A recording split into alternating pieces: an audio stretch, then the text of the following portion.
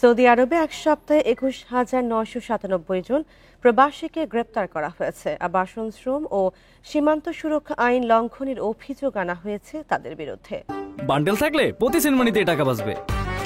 বিকাশ send money bundle কিনে জিতুন প্রতি লেনদেনে।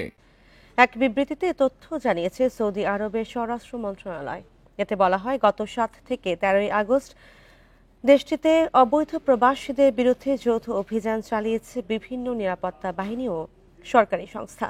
এদের মধ্যে আবাসন আইন লঙ্ঘনের ঘটনায় ১৩,৪৩৪ জনকে, সীমান্ত নিরাপত্তা আইন লঙ্ঘন করায় ৪,৬৯৭ জনকে এবং শ্রম আইন লঙ্ঘনের দায়ে ৩,৮৬৬ জনকে গ্রেপ্তার করা হয়েছে।